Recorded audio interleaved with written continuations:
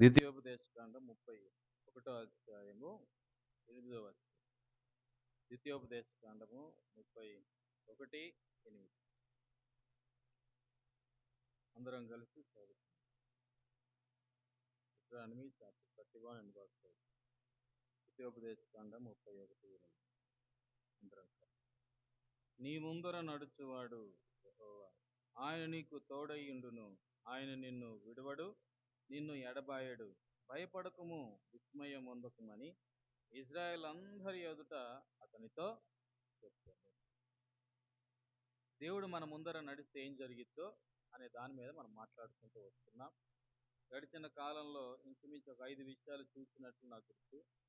దేవుడు మన ముందర నడవడాన్ని బట్టి అసాధ్యమైన కార్యాలు కూడా సాధ్యాలుగా మార్చబడతాయి. వారి ముందున్న సముద్రం కాస్త ఏమైంది, సాయలైందని మనం చూస్తూ వచ్చాం. దేవుడు మన ముందర వెళ్ళడాన్ని బట్టి ఏం జరిగింది అంటే, శత్రువులతో పోరాడడానికి ప్రభు మన పక్షాన నిలిచి విజయమిచ్చేవాడే ఉంటాడు. ఇది రెండోదిగా చూస్తాం. దేవుడు మన ముందర నడవడాన్ని బట్టి ఏం జరిగిద్ది అంటే, మూయబడ్డ ద్వారాలు కూడా ఏమవుతాయి, తెరవబడతాయని చూస్తాం. దేవుడు మన ముందర నడవడాన్ని బట్టి ఏం జరిగిద్ది అంటే, మనలో ఉన్నటువంటి భయాలను ప్రభు పారదోలుతాడు. దేవుడు మన ముందర నడవడాన్ని బట్టి ఏం జరిగిద్ది అంటే, రాజుల హృదయాలను సైతం నది వలె, ఆయన కాలువల వలె ఏం చేస్తాడు, త్రిప్పివేస్తాడని కూడా మనం చూస్తాం. చివరిగా ఇప్పుడు ఇంకా ఒక 2-3 విషయాలు మనం చూద్దాం. ఆరోదిగా దేవుడు మన ముందర నడిస్తే ఏం జరిగిద్ది అనంటే, అరణ్యంలో కూడా, ఎడారి లాంటి పరిస్థితుల్లో కూడా ప్రభు అద్భుతమైన రీతిలో మనల్ని పోషిస్తాడు. కరువులో కూడా సమృద్ధిని ఇచ్చే దేవుడు నీ నా ముందర నడిచే దేవుడు. అది మనం గ్రహించాలి. అందుకు దాని కొరకే ఒక మాట మనం ఇలా చూద్దాం రండి. ద్వితీయోపదేశకాండంలో 8వ అధ్యాయము 3-4 వచనం. ద్వితీయోపదేశకాండము 8వ అధ్యాయం 3-4 వచనం. ఆహారము వలననే గాక యెహోవా సెలవిచ్చిన ప్రతి మాట వలన నరులు బ్రతుకుదురని నీకు తెలియజేయటకు ఆయన నిన్ను అణచి నీకు ఆకలి కలుగజేసి, నీవే గాని నీ పితరులే గాని ఎన్నడెరగని మన్నాతో నిన్ను పోషించు. ఈ 40 సంవత్సరములు నీ వేసుకున్న బట్టలు పాతగిల్లేదు, నీ కాలు వాయలేదు. ఒకడు తన కుమారుని ఎట్లు శిక్షించిన అట్లే నీ దేవుడైన యెహోవా. చాలు, ఇక్కడ మనం చూద్దాం కొన్ని విషయాలు. దేవుడు వీళ్ళు ప్రయాణం అంతా ఎక్కడ ఉంది, అరణ్యంలో, ఎడారిలోనే వీళ్ళ ప్రయాణం అంతా. భీకరమైన గాలులు వస్తాయి ఎడారి, మార్గం కూడా కనబడదు. డెజర్ట్లో, ఎడారిలో మార్గం కనబడదు. వచ్చిన మార్గం అది మనిషి ఫైండ్ అవుట్ చేయలేడు. ఎందుకంటే వెంటనే ఇసుక అటు ఇటు కప్పివేస్తూ ఉంటే మానవుని అడుగుజాడలు కూడా ఎక్కడ ఎడారిలో కనబడవు అన్నమాట. అంత హార్డ్గా ఉంటుంది. ఒక పక్క వేడిమి గాలి, రాత్రిపూట ఏమో టెంపరేచర్స్ అన్నీ కూడా తగ్గిపోతాయి, చలిపెట్టిద్ది రాత్రిపూట. పగలేమో తట్టుకోలేని వేడి, విషపూరితమైనటువంటి కీటకాలు, సర్పాలు, రకరకాల పరిస్థితులు. మనం జర్నీ చేస్తున్నాం అంటే ఎక్కడికైనా ఇక్కడ నుంచి విజయవాడకో, ఇక్కడ నుంచి లేదంటే హైదరాబాద్కి జర్నీ చేస్తే మధ్యలో ఒక 4-5 సార్లు ఆపుతాం. ఎందుకు? టీ తాగుదామనో, స్నాక్స్ తిందామనో, భోజనానికి. ఇలా అలాగా ఆగడానికి ఎక్కడ కూడా లేవు, అక్కడేం షాపులు లేవు. కానీ ఇక్కడ దేవుడు అద్భుతమైన రీతిలో వాళ్ళని అరణ్యాల్లో ఈ 40 సంవత్సరాలు ఏం చేశాడు, పోషించాడు. వీరేమన్నా ఎక్కడైనా దుక్కు దున్నేసి పండించారా? పండించడానికి వీరు వెళ్ళిన దారి అంతా ఎడారే కదా, వీరు వెళ్ళిన మార్గం అంతా అరణ్యపు మార్గమే కదా. కానీ ఈ 40 సంవత్సరాలు దేవుడు వారిని అద్భుతంగా ఏం చేశాడు, పోషిస్తూ వచ్చాడు. సో దేవుడు మన ముందర నడవడాన్ని బట్టి మనకు జరిగే మేలేంటి, మన ముందర నడిస్తే ఏం జరిగిద్ది మనకు అంటే, ఎలాంటి పరిస్థితుల్లోనైనా దేవుడు మనకు ఏది తక్కువ కాకుండా చూసుకునే దేవుడు. నువ్వు ఆశించింది ఒక్కవని నేను అనట్లేదు సుమి, తప్పుగా అర్థం చేసుకోవద్దు. నువ్వు ఆశించింది ఇవ్వడు, నువ్వు ఆశించింది దేవుడు నీకు ఇవ్వడు, నీకు అక్కరైంది దేవుడు. గుర్తుపెట్టుకో. మనం ఆశించింది దొరికితే అది మన స్వనాశనం కారణం అవుతుంది. మన అక్కర కొలది దేవుని దగ్గర నుంచి పొందుకుంటే అది మనల్ని పవిత్రతలో కూడా నడిపిస్తుంది. దేవుడు మన అక్కరలు తీర్చే దేవుడు, మన ఆశలు కాదు. కొండేమో కోరిక లేదు అంటారు, ఈ కోరికలన్నీ తీర్చే దేవుడు కాదు. కొంతమంది వచ్చి అలా కూడా కోరుతారు దేవుని దగ్గర, అయ్యా నాకు అది చేసి పెట్టు, ఇది చేసి పెట్టు. నీ ఏమంటారు,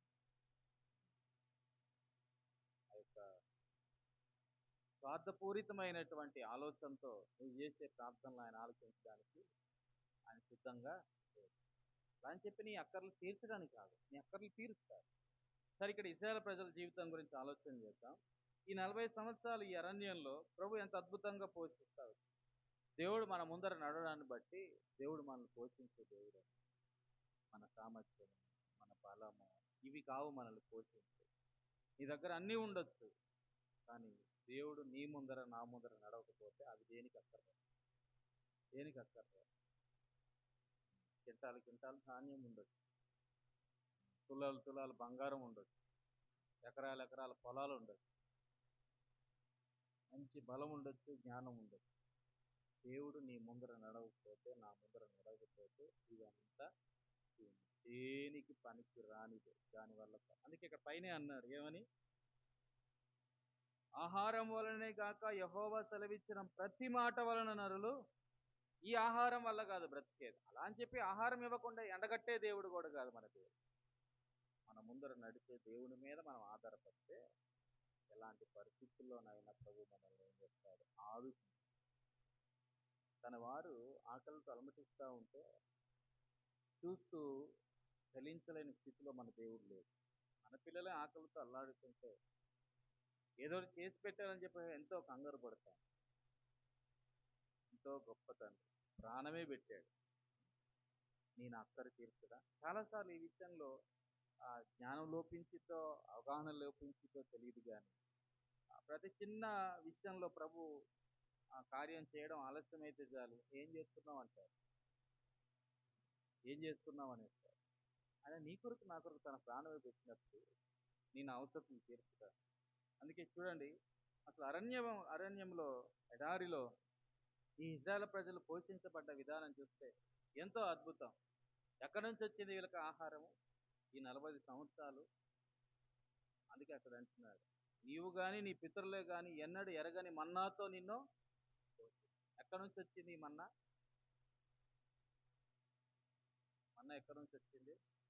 దేవుని దగ్గర నుంచేలే కాదంటే ఆకాశం నుండి వచ్చింది. నేను ఇలా అనుకుంటాను, అది అది నిజమని కాదు. మరలా నేను అనుకున్నానన్నా మీరు అన్ని నిజం చేశారు. పరలోకంలో వీళ్ళు సిద్ధపరిచారేమో ఎవరు? దూతలు. భూమి మీద ఎవరు? ఈ ఇశ్రాయేలు ప్రజలు ప్రభు వీరిని వాగ్దాన దేశంలోకి తీసుకెళ్తున్నాడు, దేవుడు వీరిని ఒక ఉద్దేశంలో తీసుకెళ్తున్నాడు అని చెప్పి వాళ్ళు అక్కడ ప్రిపేర్ చేస్తున్నారేమో.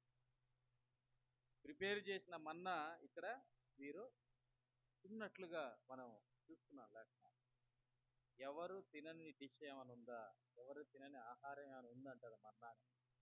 ఆ మన్నా యొక్క రుచి కానీ, ఆ మన్నా వాళ్ళకు అనిపించింది వాళ్ళు చెప్పారు. అది తినడానికి కొంచెం తేనెలాగా, చూడడానికి కొత్తిమీర గింజలాగా, అది వాళ్ళకు అనిపించింది చెప్పారు, కానీ అసలు రియల్ కాదు. అది గుర్తుపెట్టుకో. ఎంతో అద్భుతమైన రీతిలో వారిని ప్రభు పోషిస్తాడు. ఈయన పరిస్థితులు గుండా సాగేటప్పుడు, ఇలాంటి పరిస్థితులు గుండా సాగేటప్పుడు మనం గ్రహించాల్సినటువంటి సత్యం ఏంటంటే, నా దేవుడు నా ముందర ఉన్నాడు. అక్కడ అవకాశాలు ఏం లేవు పోషించబడ్డానికి. అయినా దేవుడు అద్భుతమైన రీతిలో ఆకాశము నుండి ప్రతిరోజు మన్నాని కురిపించి వాళ్ళని తృప్తిపరుస్తాడు. గొప్ప దేవుడు. సో మన ముందర దేవుడు నడిస్తే ఏం జరిగింది అంటే, మనకు కావలసినవన్నీ సమకూరుస్తాడు. కావలసినవంటే ఎంతసేపు తిండి కాదు, లేదా కట్టుకోవడానికి బట్ట కాదు, ఉండడానికి ఇల్లు మాత్రమే కాదు, అది కూడా ఇస్తాడు. అంతకంటే ప్రాముఖ్యంగా నా ఆత్మీయ జీవితానికి కావలసింది. మన ముందర ఎందుకు నడుస్తున్నాడు అంటే, ఈరోజు మనం అనుకుంటాం ఈ విషయంలో నేను చాలా బలహీనపడ్డాను, ఎదగలేకపోతున్నాను, అయ్యో ఈ విషయంలో నాకు సామర్థ్యం ఇవ్వు అని అడిగితే ఆయన ఇవ్వడా? మన ముందర ఉన్న దేవుడు కేవలం శరీరంగా పుష్టిగా ఉండడానికే నీకు ఇచ్చే దేవుడు కాదు, నువ్వు ఆత్మీయంగా కూడా బలవంతుడు అయ్యేటట్లు నీకు అన్నీ ఇస్తాడు. నీకు వాక్యం ఇస్తున్నాడు, తన మహిమను బయలుపరుస్తున్నాడు, తన శక్తిని ఇస్తున్నాడు. నా యందు తన ఆత్మనుంచాడు. పరిశుద్ధాత్మ మీద ఆధారపడుతూ జీవించడానికి కావలసిన కృపనిస్తున్నాడు. విషయం ఏమిటి అంటే దేవుడు మన యందుండి ఆయన మనల్ని బలపరిచే దేవుడిగా మనం చూస్తున్నాం. మన ముందర నడిచే దేవుడు మనకు కావలసినవి ఇచ్చే, అందుకే ఆయన దాచి ఉంచిన మేలులు ఆయన సిద్ధపరిచిన మేలు అవి ఎంతో గొప్పవి. అవి మన ఊహకు కూడా అంత గొప్పదైన రీతిలో ఆయన నా అవసరతలో అక్కర్లు తీర్చేవారు. ఈ 40 సంవత్సరాలు వారి ఆ ఎడారి జీవితంలో ఆహారం కొరకైనటువంటి తిప్పలు లేవు. ప్రతిరోజు దేవుడు మన్నాను కురిపిస్తూ. ఆ తర్వాత చూడండి, ఈ 40 సంవత్సరాలు నీవు వేసుకొనిన బట్టలు పాతగిలలేదు. 4వ వచనంలో మనం చూస్తాం. నీ కాలు వాయలేదండి. అసలు ఎంత అద్భుతంగా దేవుడు ప్రొవిజన్స్ ఇస్తాడు. వాళ్ళు వేసుకున్న బట్టలు జినగలేదు, పాతగిలలేదు, వాళ్ళ కాళ్ళు వాయలేదు. మనకు కూర్చున్న కాలు వాస్తున్నాయి, నడిచిన కాలు వాచిపోతుంది, ఏం చేసినా బలహీనమైపోతున్నాం. నిజమే, అందరి శరీరాలు అలాగే బలహీనంగా ఉన్నాయి సాధనంతో. కానీ ఇజ్రాయెల్ ప్రజల జీవితాల్లో దేవుడు వారి ముందర నడవడాన్ని బట్టి ఎంత అద్భుతమైన వనరులు వారు పొందుకున్నారు. వారి జీవితాలు ఏది ఈనాడు మన జీవితాల్లో కూడా నా ముందర నడవడానికి ఇష్టపడుతున్న ఈ దేవుడు నా జీవితం ఏది తక్కువ కాకుండా చూసుకుంటాడు అనేటువంటి భరోసా ఇస్తున్నప్పటికీ చాలాసార్లు ఆయన వెనక వెళ్ళడంలో వెనకంజ వేస్తున్నాం. అందుకే మన ఆత్మీయ జీవితంలో ఏమీ మనం పొందుకోలేదు. మరలా చెప్తున్నా, గుర్తుపెట్టుకోండి, భౌతిక సంబంధమైన అక్కర్ల గురించి నేను ఎక్కువగా మాట్లాడట్లేదు ఇక్కడ. నా ఆత్మ సంబంధమైన అక్కర్లు ఇవి మనం చూసుకోవాలి. మనలోకి మనం తొంగి చూసుకోవాలి. నేను ఏ విషయాల్లో బలహీనపడ్డాను, నాకు ఏమేమి అక్కర్లు ఉన్నాయో. భౌతికంగా ఎన్నో అక్కర్లు తక్కువమని చెప్పేస్తాం ఇప్పుడు అడిగితే. కానీ what about your spiritual needs? నీ ఆత్మీయమైన అక్కర్లు ఏంటి? నీ ఆత్మీయ జీవితంలో నువ్వు ఏ విషయంలో కొదువు కలిగి ఉన్నావు? ఆ విషయంలో ఆకలి కలిగి ప్రభు దగ్గరికి రావాలి. ప్రభు, నా ముందర ఉన్నావు కదయ్యా, ఈ విషయంలో నాకు ఏది తక్కువ కాదు. పౌలు అంటాడు, నీలో సమృద్ధి అయిన వాక్యము ఉండాలి. మనలో వాక్యం సమృద్ధిగా ఉండాలి, మనలో ప్రార్థన సమృద్ధిగా ఉండాలి, మనలో పట్టుదల సమృద్ధిగా ఉండాలి. ఇలాగా చాలా విషయాలు మనం చూడవచ్చు. మనము సర్వ సమృద్ధి గలవారమై, భౌతికంగా కాదు, ఆత్మీయంగా మనలో ఏ కొరత కనబడకూడదు. అంత సమృద్ధి మనలో ఉండాలి. మనల్ని చూచినటువంటి వాడు యేసును చూచాను అని చెప్పగలగాల. బయట లోకంలో ఉన్నవాడు సంఘంగా నన్ను చూసినాడు, అంత సమృద్ధి మనలో కనబడాలి. కేవలం ఇల్లు, లేకపోతే కార్లు, బంగ్లాలు, వెండి బంగారాలు ఇవి చూపించి నా దేవుడు నాకు సమృద్ధి ఇచ్చాడని కాదు. ఒకవేళ అవి చూపించాం, తర్వాత చూపిద్దాం.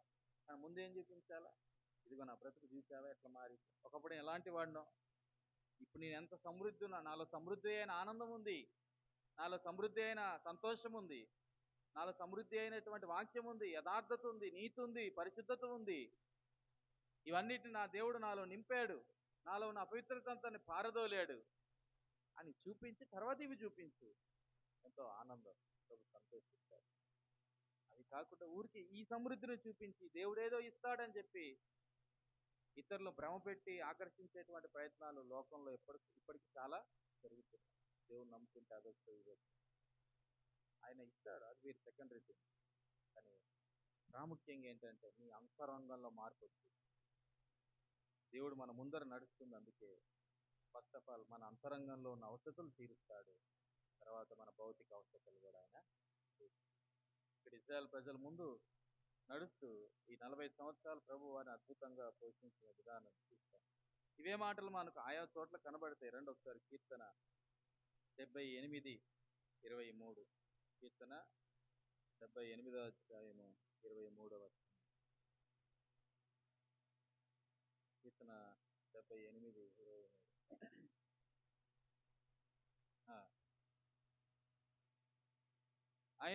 ఆయన పైనున్న ఆకాశములకు ఆజ్ఞాపించింది,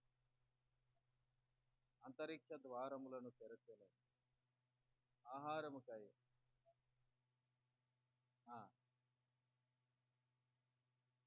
అద్భుతంగా కావ్య రూపకంలో ఇలా రాస్తున్నారు కదా.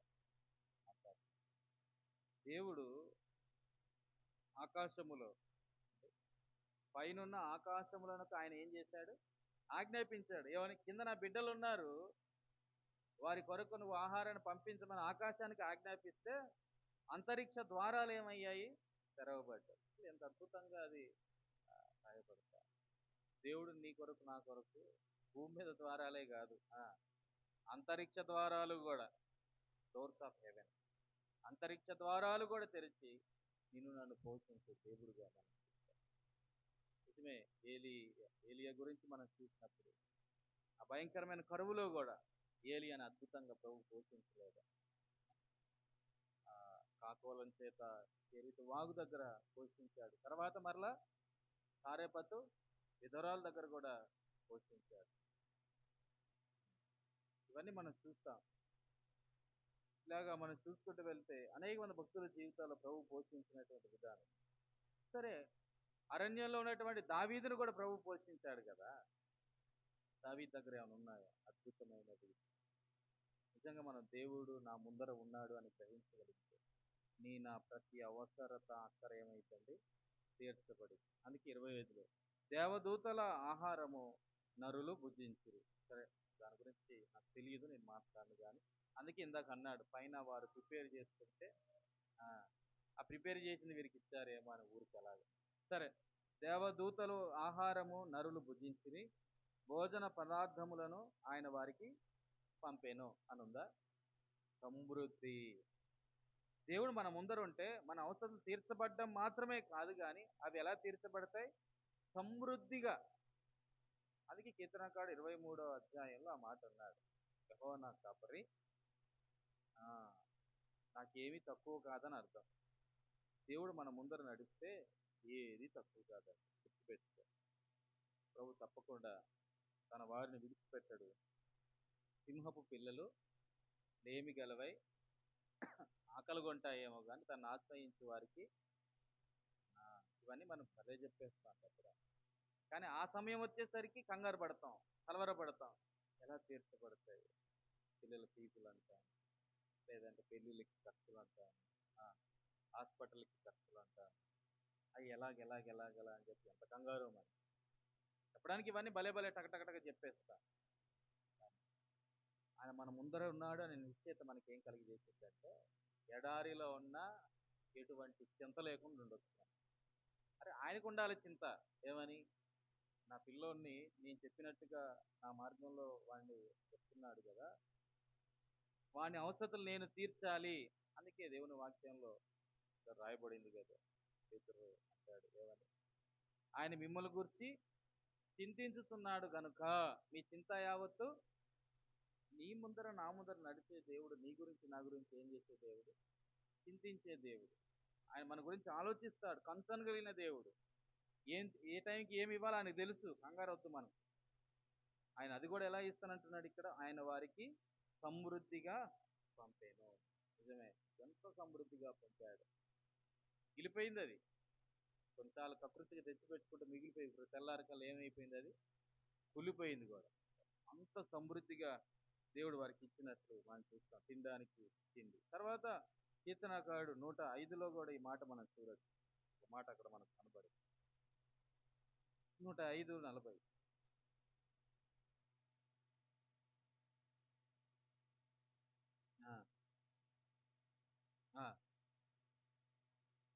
ఆకాశం నుండి ఆహారం ఇచ్చి వారిని తృప్తిపరుచాను, బండని చీల్చగా నీళ్లు ఉబికి వచ్చాను. దేవుడు మన ముందర నడిస్తే ఇదే జరుగుతుంది. అక్కడేమో మన్నా ఇచ్చాడు, ఇక్కడ ఏం రాస్తున్నాడు? మాంసము ఇచ్చాడు, తర్వాత ఏమి ఇచ్చాడు? తాగడానికి మంచినీళ్ళు. వారికి ఏమి తక్కువ చేయలేదు. ఎంత అద్భుతంగా దేవుడు వారిని పోషించినట్టుగా. ఎడారిలో నదులను ఉబకజేసే దేవుడు. ఆయన బండను చీల్చగా నీళ్లు ఉబికి వచ్చాయి. అది దేవుడు మాత్రమే చేయగలిగిన దేవుడు. ఆయన బండలో నుంచి కూడా నీరు ఇవ్వగల సామర్థ్యం కలిగిన దేవుడు. ఎడారిలో నదులు ప్రవహించేలాగా చేయగలిగినటువంటి దేవుడు. ఆకాశం నుండి వాళ్ళకి తెలిసింది వర్షం ఒకటే వచ్చింది, కానీ ఆకాశము నుండి మన్నాను కూడా కురిపించగలిగినటువంటి దేవుడు. సో దేవుడు మన ముందర నడిస్తే ఆయన మన జీవితాల్లో ఏది తక్కువ కాకుండా చూసుకునే దేవుడు. అయితే మన ముందర నడవడానికి మనము ఆ, ఆయన సంతోషపెట్టే వారముగా ఉండాలి. ఆయన వెనక నడిచేటువంటి వారముగా కూడా ఉండాలి. పౌలు అదే అంటాడు కదా, ఫిలిప్పీయులకు రాసిన పత్రిక 4:19 ఏమంటాడు చూడండి ఆ మాట కూడా. ఫిలిప్పీయులకు రాసిన పత్రిక 4:19 కాగా ఆ, దేవుడు తన ఐశ్వర్యం చొప్పున క్రీస్తు యేసునందు మహిమలో ఆ మీ ప్రతి అవసరమును తీర్చును. ఇక్కడ ఆగుతాం. ఇదే పౌలు అక్కడ మనం చూస్తాము ఫిలిప్పీయులకు రాసిన పత్రికలోనే 4వ అధ్యాయం 4వ వచనంలో ఏమంటున్నాడు? ఎల్లప్పుడూ ప్రభునందు ఆనందించుడి, మరలా చెప్పుదును ఆనందించుడి అని. 3వ అధ్యాయం 1వ వచనంలో కూడా మెట్టుకు నా సహోదరులారా ప్రభునందు ఆనందించుడి అని. క్రైస్తవుడు దేవుని యందు ఆనందించాలి. సో సందర్భం ఏంటి అని ఆలోచన చేస్తే వాళ్ళు అనేకమైన శ్రమలు గుండా వెళ్తున్నారు. నేను ఇలా అనుకుంటాను, వారు వారి ఐశ్వర్యాన్ని కూడా కోల్పోయారు. నిజం, ఆదిమ సంఘంలో ఆస్తులు కోల్పోయారు, దేవుని వెంబడించడాన్ని బట్టి ఐశ్వర్యాలు కూడా కోల్పోయారు, వారికున్న సమస్తాన్ని కోల్పోయారు, ప్రాణాలని కోల్పోయారు, మానాల్ని కోల్పోయారు. వాళ్ళు కోల్పోయిన వాటితో పోలిస్తే ఈనాడు అసలు మనం చేస్తున్నది ఎంత అని అంటే అసలు అది వెయిట్ వేయడానికి, తూకం వేయడానికి కూడా పనికిరాదు. వాళ్ళ సమర్పణ ఎంతో గొప్పది. ఆదిమ సంఘంలో వాళ్ళు సవాళ్ళను ఎదుర్కొన్నారు, వారు అలాగే నిలబడ్డారు కూడా. సరే, మొత్తానికి నేను ఇలా అనుకుంటాను, వాళ్ళకున్న ఐశ్వర్యాన్ని కోల్పోయారు. ఇప్పుడు మా అవసరతలు ఎవరు తీరుస్తాడు? అందుకే అక్కడ పౌలు ముందుగా ఆ 2 మాటలు చూపించడం గల కారణం అదే. ఆనందించండి, ప్రభువులో ఆనందించండి. పరిస్థితుల వైపు చూస్తే కలవరాలు వస్తాయి, ఎడారి వైపు చూస్తే కంగారు పుట్టిద్ది.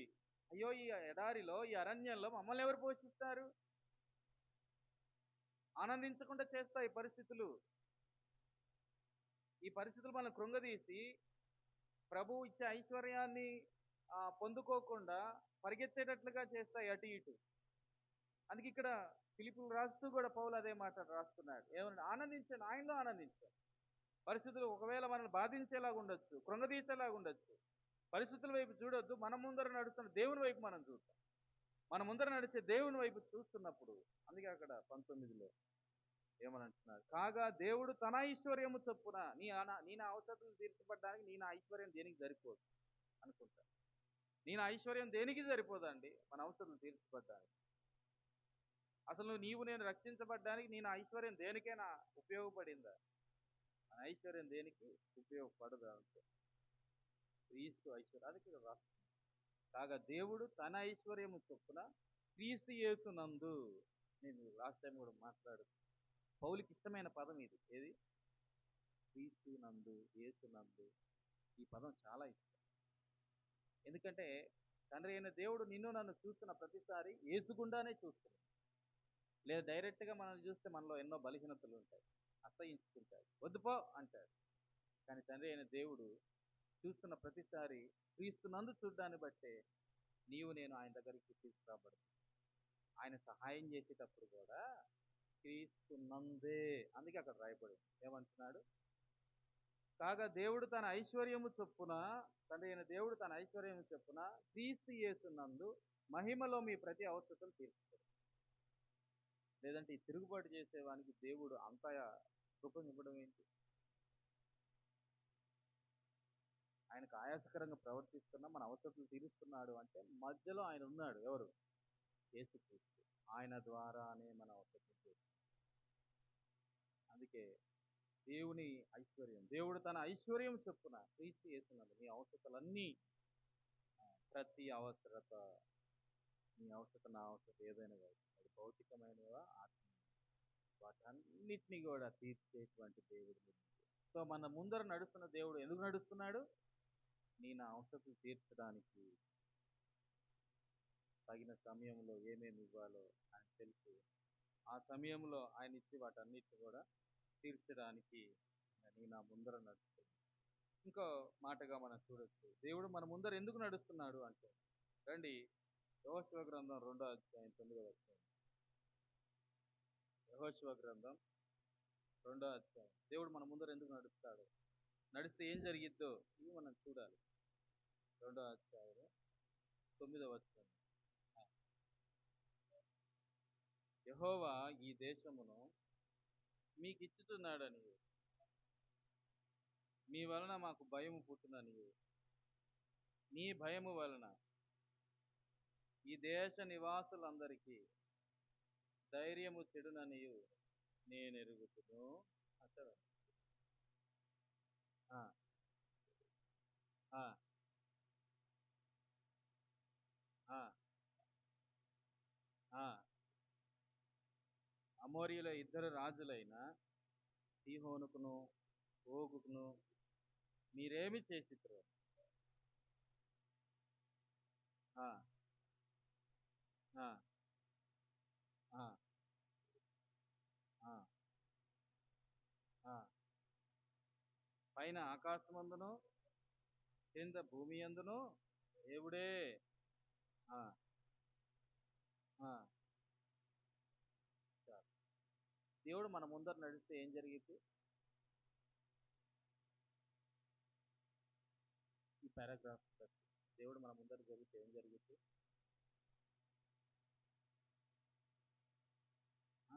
అదే భయం పుట్టిద్ది. ఎవరికి? ఎదుటి వ్యక్తులకి. దేవుడు మన ముందర నడిస్తే మన శత్రువులకు కూడా ఏం కలిగిద్ది? భయం. అప్పుడప్పుడు అనిపిస్తాం దేవుడు మన ముందర నడవట్లేదేమో, శత్రువులు కూడా మన మీద. ఈ సందర్భాల్లో అది వాస్తవమే ఉంది, కానీ చాలా మట్టుకు కదా మనల్ని చూసినటువంటి వారిలో వీరిలో దేవుడు ఉన్నాడు అనేటువంటి భయం వారికి కలగాలి. వెంటనే ఏం చేయాలి? వీరి ముందర దేవుడు ఉన్నాడు అనే గ్రహింపులోకి వారు వస్తారు. నిన్న సోమన్న ఈ మాట అంటూ ఆయన ఎక్కడో నడుచుకుంటూ వెళ్తా ఉంటే ఆయనకి ఎదురయ్యాడట ఆ ఊర్లో ఉండే పెద్ద ఆయన ఎవరు. అప్పటిదాకా చుట్ట తాగుతూ వస్తా ఉన్నాడు. సోమన్న కనబడ్డ వెంటనే మరి ఇంకా వెంటనే దాన్ని వెనక పెట్టారు. ఎలా ఉన్నారు ఏంటి అంటే మాట్లాడుతూ బాగానే ఉన్నారు. వెనక నుంచి పొగొస్తుందండి. ఏం లేదండి, ఏం లేదండి, ఏం లేదండి. లాస్ట్కి ఆ చుట్ట పంచకంటుంది. అంటే ఆయనకి ఎందుకు అంత భయం? కొడతాడా ఏంటి? వాళ్ళకి తెలుసు వీరు దేవుని బిడ్డలు అని. అవి మన జీవితాల్లో కూడా ఆయా సందర్భాల్లో అవి మనం చూస్తాం. జీవితం అని కాదుగా, నేను కూడా అది ఎక్స్పీరియన్స్ అయ్యాను. నేను వస్తున్నాను చాలా కొంతమంది అలాగే ఏవో చుట్టగానే ఉంటే పక్కన ఇట్లా పడేసి నిలబడ్డట్టుగా నేను చూశాను. చాలా చోట్ల కూడా మనం చూస్తాం. కారణం ఏంటంటే దేవుడు మన ముందర ఉంటే అవతల వ్యక్తులు ఏం కలిగిద్ది? భయం ఉంటుంది. మనలో ఉండాలి, మన ముందర కూడా దేవుడు ఉంటాడు. ఉన్నప్పుడు శత్రువులకు కూడా ఏం కలిగిద్ది? భయం కలిగిద్ది. అదే ఇక్కడ జరిగింది. వీరు ఐగుప్తులో నుంచి బయటికి వచ్చారు. బయటకు వస్తున్నప్పుడు సముద్రం పాయలైంది. ఫరో సైన్యం అంతా కూడా సముద్రంలో ప్రభు ముంచివేశాడు. తర్వాత అరణ్యంలో వారు అక్కడ మనం కనబడుతున్నాడు కదా, ఎవరెవరు? ఓగుకును, తర్వాత అమోరీయులకు చేసినటువంటి ఏమంటారు, అమోరీయులు ఇద్దరు రాజులైనటువంటి ఆ ఇద్దరికి కూడా చేసినటువంటి కార్యం, వారిని జయించిన విధానం, వారిని నిర్మూలన చేసిన విధానం, ఈ సమాచారం అంతా ఎవరికి తెలిసింది? ఇప్పుడు ఎవరి గురించి మాట్లాడుకుంటున్నారు? ఎరుకలో ఉన్న విషయాలకు తెలిసింది. ఎరుకలో ఉన్న ప్రజలందరికీ తెలిసింది. రాహాబుకు కూడా తెలిసింది. అందరికీ తెలిసింది. రాహాబుకు కూడా భయం ఉంది, వాళ్ళకు భయం ఉంది. గుర్తుపెట్టుకోండి, భయం ఒక్కటి ఉంటే సరిపోదండి. భయం ఒకటి ఉంటే చాలదు, నమ్మిక కూడా ఉండాలి. రాహాబుకి మిగతా వారికి ఉన్న తేడా అదే.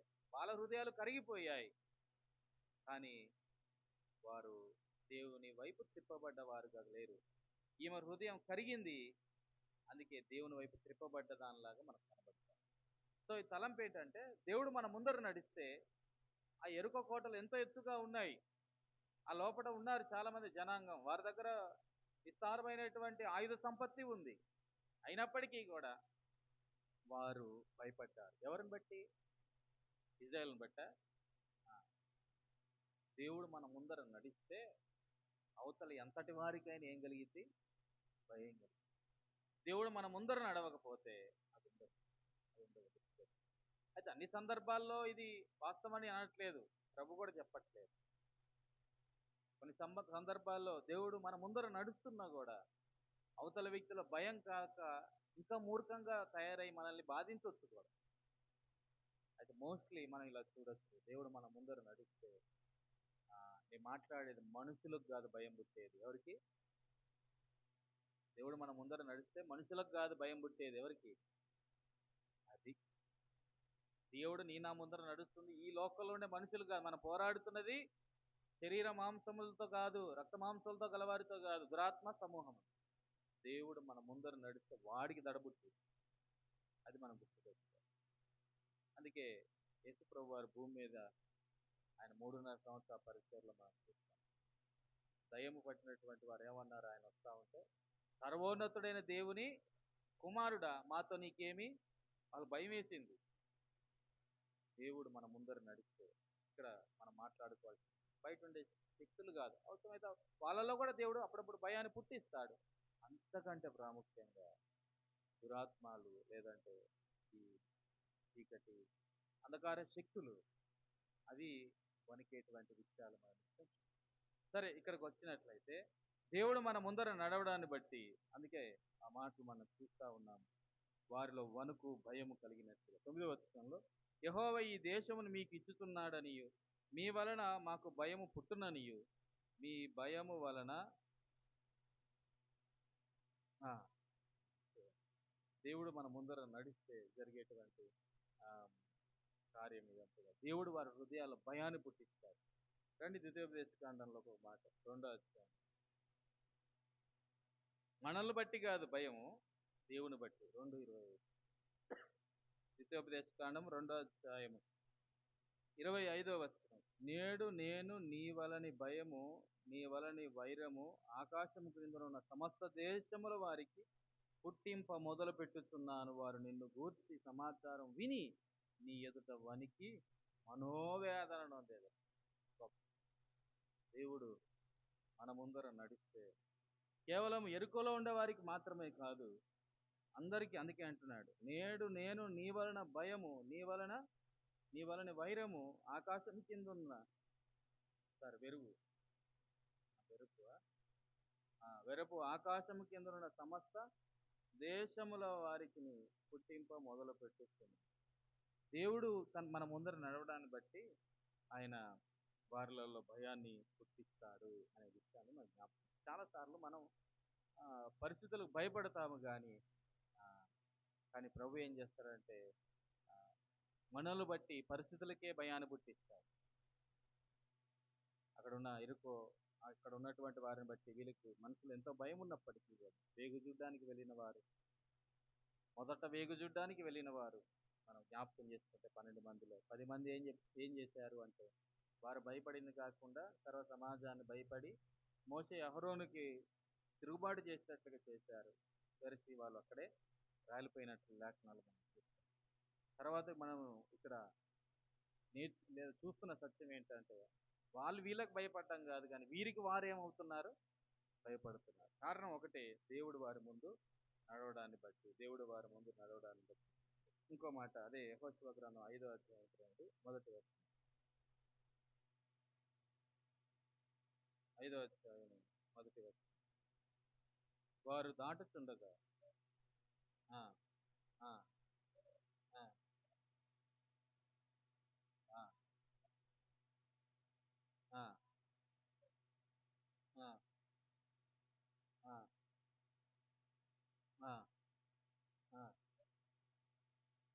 చూడండి ఎంత గొప్పగా వారు యోర్దాను నది దాటి వచ్చారు. వారు యోర్దాను నది దాటి బయటికి వచ్చిన విషయం ఎవరు విన్నారు? అప్పుడేం ఫేస్బుక్లు, ట్విట్టర్లు, ఇన్స్టాగ్రామ్లు ఏం లేవు. అయినా ఇన్స్టెంట్ సమాచారం వెళ్ళిపోయింది అక్కడ. ఎలా వెళ్ళాలో వెళ్ళిద్ది. వాళ్ళు ఒక పక్క వాళ్ళ దేశాలు కాపాడుకోవాలి కాబట్టి వేగు చూడ్డానికి వీళ్ళెట్టు వెళ్ళారో వాళ్ళు కూడా వేగులు పంపిస్తారు కదా, కన్నీసురా ఏం చేస్తున్నారు, ఎక్కడ వస్తున్నారు, ఎలా వస్తున్నారు. వాళ్ళు చూసి ఈ సమాచారాన్ని అక్కడ చెప్తున్నప్పుడు సముద్రాలు పాయలైపోయాయా, నది పాయలైందా, అది ఎలా సాధ్యమైంది? వెంటనే వారిని బట్టి వీరికి ఏం కలిగింది? ఎంత అద్భుతంగా ఇక్కడ రాయబడి, పడమటి దిక్కునున్న అమోరీయులు, అదే యోర్దానునకు పడమటి దిక్కునున్న అమోరీయుల రాజులందరూ, సముద్రమునొద్దనున్న కానానీయుల రాజులందరూ కూడా ఈ మాట విన్నప్పుడు వారి గుండెలు ఏమైపోయాయి? చెదిరిపోయాయి. ఇజ్రాయేలీల భయము చేత వారికి ఇక ధైర్యమేమి లేకపోయాయి. అసలు మొత్తం డెడ్ అయిపోయారు. ఇంకంతే, ఏ మూల కూడా వారిలో ధైర్యం లేదు.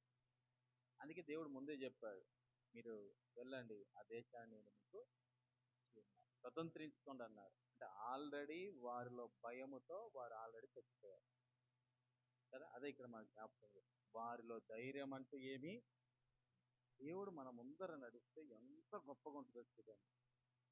శక్తివంతమైనటువంటి శత్రువులను కూడా శక్తిహీనులుగా చేసేస్తారు. బలవంతులైనటువంటి ఆ యొక్క శత్రువులను కూడా బలహీనులుగా చేస్తారు. దానికి బెటర్ ఎగ్జాంపుల్ మనం ఇలా చూసుకోవచ్చు కూడా. ఎవరు? దావీదు గొలియాతు. దావీదు గొలియాతు మీదకి వెళ్ళడానికి కారణం ఏంటంటే, దేవుడు తన ముందర ఉన్నాడు. ఇజ్రాయెల్ ప్రజల ముందర లేడా దేవుడు? ఉన్నాడు, కానీ వారు గ్రహించలేదు మా ముందర దేవుడు ఉన్నాడు. వారు దేవుని వెనక కూడా లేరులే, అది వేరు. ఇక్కడ చూస్తే దావీదు నా ముందర దేవుడు ఉన్నాడు అనే గ్రహింపుతో ఉన్నాడు కాబట్టి తాను సింహము నోటిలో నుంచి ఆ గొర్రె పిల్లను కూడా ఏం చేయగలిగాడు? ఆ సింహపు గడ్డాన్ని పట్టుకొని ఆ సింహము నోట్లో ఉన్నటువంటి గొర్రె పిల్లను చీల్చి సింహాన్ని, ఎలుగుబంటిని కూడా చంపినటువంటి అనుభవాన్ని సౌలుతో పంచుకుంటాడు. దేవుడు మన ముందర ఉంటే అవతల వాళ్ళకి భయము, అవతల వానికి బలము కూడా తగ్గిపోయింది. ఎప్పుడైతే భయం వచ్చింది ఆటోమేటిక్గా ఇవి కూడా జరుగుతాయి. సో అక్కడ దావీదు గొలియాతు మీదకి వెళ్ళినప్పుడు దేవుడు తన ముందర ఉన్నాడు కాబట్టి తను బలవంతుడై శత్రువుడు బలహీనుడైపోయినాడు. అందరూ భయపడుతుంటే ఇదిగో దావీదు మాత్రం ధైర్యంగా వెళ్ళి సునాయాసంగా గొలియాతును జయించగలిగాడు. అందుకే ఇక్కడ మనం ఆ మాట మాట్లాడుతాం, ఇజ్రాయేల్ భయము చేత వారికి ఇక ధైర్యమేమీ లేకపోయాను. ధైర్యమేమీ లేక దేవుడు నిజముగా మన ముందర నడుస్తూ ఇదిగోండి ఇలాగా కార్యాలు చేస్తారు. యేసు ప్రభు వారు తన 3.5 సంవత్సరాల పరిచయలో మనం చూస్తాం. 33.5 సంవత్సరాలు తన జీవిత విధానంగా మనం ఆయన 100% దేవుడు, 100% మానవుడు. ఒక మానవ కోణంలో మనం చూస్తున్నప్పుడు ఆయన ముందర కూడా ఆయన ఉన్నాడు. తద్వారా సాతానుని ప్రభు యేసుక్రీస్తు వారు జయించగలిగాడు అనేటువంటి విషయం. వాడు బలహీనుడైపోయాడు. దేవుడు అందుకే నీకు నాకు అధికారం ఇచ్చినాడు కూడా కదా. వాని తలను చితుక ద్రొక్కి వాని మన కాళ్ళ కింద పడేసినాడు. ఈ సత్యాన్ని మనం గ్రహించాం. సరే, దేవుడు మన ముందర నడవడాన్ని బట్టి మన అవసరతలు తీర్చబడతాయి అని మనం చూసాం. దేవుడు మన ముందర నడవడాన్ని బట్టి ఏం జరుగుతుందని ఇక్కడ చూసాము. శత్రువుల్లో భయము.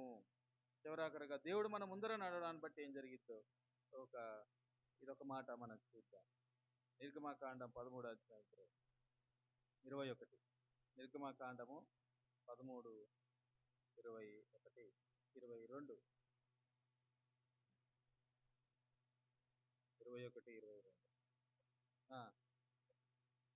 పగలు రాత్రియు ప్రయాణము చేయనట్లుగా యెహోవా త్రోవలో వారిని నడిపించుతాయి. పగటి వేళ మేఘస్తంభములోను వారికి వెలిగించుటకు, రాత్రివేళ అగ్ని స్తంభములో నుండి వారికి ముందుగా నడుచుతూ వచ్చెను. ఆయన పగటి వేళ మేఘస్తంభమునైనను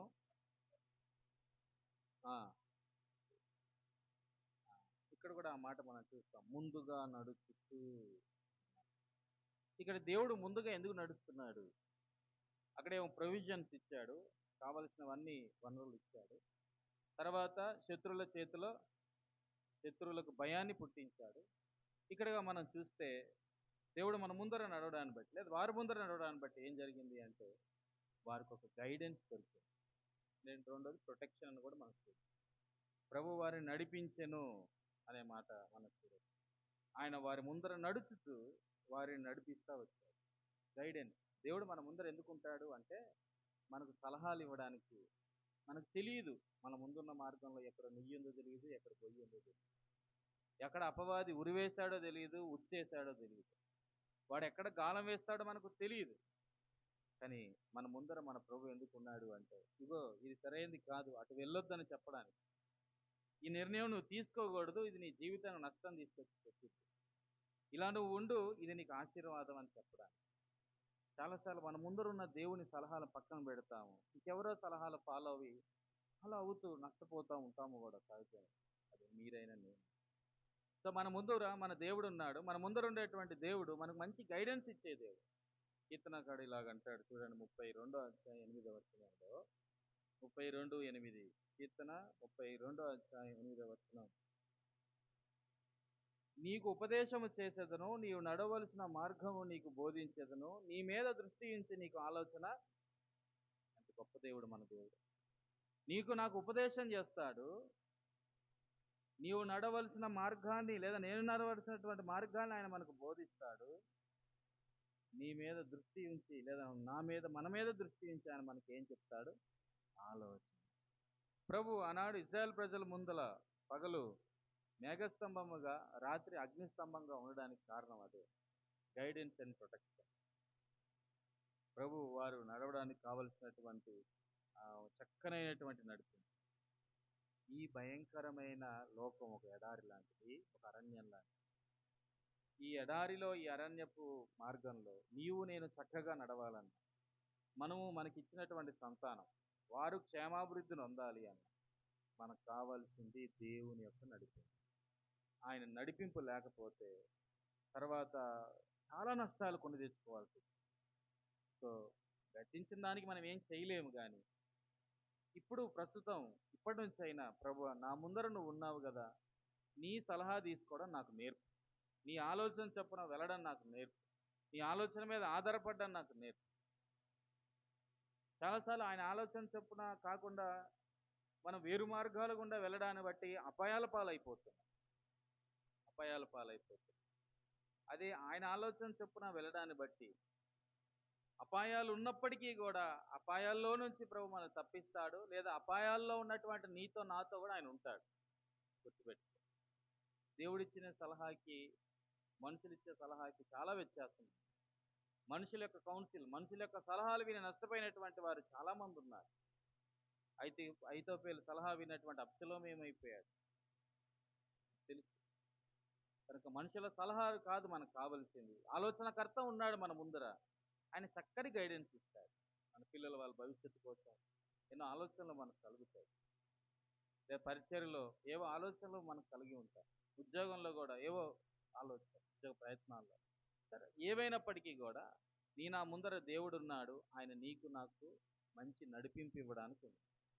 ఆయన మీద ఆధారపడాలి, ప్రతిరోజు ఆధారపడాలి. ఆయన మీద ఆధారపడ్డప్పుడు తప్పకుండా ఆయన ఏం చేస్తానంటున్నాడు? నీకు ఉపదేశము చేస్తాను, నీవు నడవలసిన మార్గము నేను నీకు బోధిస్తాను, నీ మీద దృష్టి ఉంచి నీకు ఆలోచన చెప్తాను అంటాడు.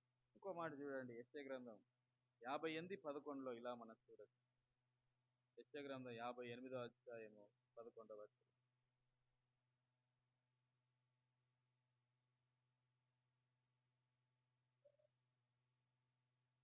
ఎప్పటిదాకా నడిపిస్తానంటున్నాడు? కొంత మట్టుకేనా? దేవుని యొక్క నడిపింపు ఎంత గొప్పగా ఉంటుందంటే ఆయన నిత్యము నిన్ను నడిపిస్తాడు, డే అండ్ నైట్. కొన్నిసార్లు మనం తిరుగుబాటు చేస్తాము. తిరుగుబాటు చేయడాన్ని బట్టి మనం ఇష్టానుసారంగా బ్రతికి దేవునికి ఆయస్కరంగా ఉంటాము. మరలా బుద్ధి తెచ్చుకొని ప్రభు నన్ను నడిపించు అంటే చాలు, మరలా మనల్ని ఏం చేస్తున్నాడు దేవుడు? నిత్యము నడిపించే దేవుడు. కీర్తనకారుడు అంటాడు, ఆయన మరణం వరకు ఆయన మనల్ని ఏం చేస్తాడు? నడిపిస్తాడు. గొప్ప దేవుడు మన దేవుడు. మన ముందరుంది ఆయన నిన్ను నన్ను నడిపించడానికి. నడిపించే దేవుడు భద్రతను కూడా ఇస్తాడు. అందుకే ఆయన రాత్రి వేళ అగ్ని స్తంభముగా ఉంటూ పగటి వేళ మేఘస్తంభం కదా. రాత్రి వేళ ఆ ఎడారిలో చలిగా ఉంటది కదా, ఏవో కీటకాలు వచ్చే ప్రమాదం ఉంది కదా. అయితే రాత్రి వేళ అగ్నిస్తంభంగా ఉండి వాళ్ళకి వెచ్చతనాన్ని ఇస్తుంది. ఇది ప్రొటెక్షన్, భద్రత. ఆయన ఇక్కడ వారి ముందర నడుస్తూ కేవలం ఆలోచన మాత్రమే ఇచ్చేవాడు కాదు, కానీ ఆలోచనతో పాటుగా వారికి భద్రతను కూడా ఇచ్చాడు. పగటి వేళ మేఘస్తంభంగా ఉన్నాడు ఆ ఎడారిలో. భీకరమైన గాలులు, తీవ్రమైన ఎండ, ఆయన మేఘస్తంభం. యేసు ప్రభు వారికి సాదృశ్యంగా మనం చూడొచ్చు. సరే, తలంపేంటంటే దేవుడు మన ముందర నడవడాన్ని బట్టి మనకు మంచి ఆలోచన ప్రభు కలగజేస్తాడు.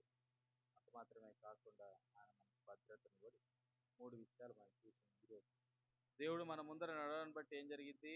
మొట్టమొదటిగా ఈరోజు నేను మాట్లాడుతున్నాను, మన ప్రతి అవసరతలు తీర్చు. అది దేవుని ఐశ్వర్యము చెప్తున్నా, తండ్రి అయిన దేవుని ఐశ్వర్యం చెప్తున్నా, క్రీస్తు యేసునందు ప్రతి అవసరత తీర్చు. నీ నా ఐశ్వర్యం చెప్తున్నావు కాదు, గుర్తుపెట్టుకో. ఆయన ఐశ్వర్యాన్ని కోరుకోవాలి. అయ్యా నా ముందర నువ్వు ఉన్నావు, నా అవసరతల తీర్చు. నీ అవసరాలు తీర్చుకోవడానికి నీ దగ్గర డబ్బులు ఉండొచ్చు, అయినప్పటికీ దేవుని దగ్గర రావాలి. నా డబ్బు మీద, నా ఐశ్వర్యం మీద నేను ఆధారపడలేదు, నీ మీద నేను ఆధారపడుతున్నాను. ఏదన్నా కార్యం తలపెట్టుకో, లేదంటే ఇప్పుడు మనం యానివర్సరీ చేసుకోవాలి మార్చి, ఈ మనం ఎవరి ఐశ్వర్యం మీద ఆధారపడాలి? ఇక్కడ దేవుని ఐశ్వర్యం మీద ఆధారపడాలి. ఆయన మన అవసరతలన్నింటినీ ఏం చేస్తాడు? వాట్ ఎవర్ మేబీ, అది ఏ అవసరత అయినప్పటికీ కూడా మన దగ్గర ఉన్నా కూడా ఆయన దగ్గర రావాలి. అందుకే అది దాన్ని ఏమంటారు? ఆత్మవిషయమై దీనత్వం అంటారు, దీనులు. అలా రావడం మనం నేర్చుకోవాలి. నీ నా ముందరున్న దేవుడు మన అవసరం తీర్చే దేవుడు. నీ నా ముందరున్నటువంటి దేవుడు. రెండోదిగా ఏం చూసాము? శత్రువులలో భయాన్ని పుట్టిస్తాడు. కంగారు వద్దు, వాళ్ళని చూసి మనం భయపడొద్దు. మనం నిజంగా ప్రభు మీద ఆధారపడుతూ బ్రతికితే, ఇదిగో మనుషులైతే వారిలో దేవుడు భయాన్ని పుట్టిస్తాడు. దురాత్మ సమూహములు కూడా మనల్ని చూసి ఏమవుతాయి? భయపడతాయి. తర్వాత మూడోదిగా ఏం చూసాము అంటే, దేవుడు మన ముందర నడిస్తే మనకు మంచి ఆలోచన ఇస్తాడు. ఇలా చెయ్యి, ఇలా ఉండు. అంత మాత్రమే కాకుండా ఆ దేవుని చిత్తంలో మనం ముందుకు వెళ్ళేటప్పుడు, దేవుని ఆలోచనలో ముందుకు వెళ్ళేటప్పుడు ఎలాంటి ఆపదలు వచ్చినప్పటికీ మనల్ని ఏం చేస్తాడు? ఆయన భద్రపరుస్తాడు. ఎడారి ఉంది, కానీ ఆ వేడి తగలకుండా మేఘస్తంభంగా ఉంది. ఎడారి ఉంది, అరణ్యం ఉంది, కానీ ప్రభు రాత్రి వేళ వారికి అగ్ని స్తంభంగా ఉండి వెచ్చదనాన్ని కూడా వారికి అనుగ్రహిస్తూ భద్రపరుస్తుంది. సో దేవుడు మన ముందర నడిస్తే ఇన్ని లాభాలండి. చాలాసార్లు ఆయన మన ముందర నడవకుండా మనమే ఇష్టానుసారంగా ప్రవర్తిస్తున్నాము. సో దేవుడు మన ముందర నడవడానికి ఇష్టపడ్డాడు. ఈ 2026 సంవత్సరంలో మన ఫస్ట్ వీక్ నుంచి ఇవే మాట్లాడుకుంటున్నాం. ఆయన మీద ఆధారపడడం నేర్చుకున్నాం. ఆయన మన ముందర నడుస్తూ ఎంతో మేలు. ప్రార్థన చేసుకుందాం. ప్రార్థన చేసుకుని బలలో చేయవేద్దాం.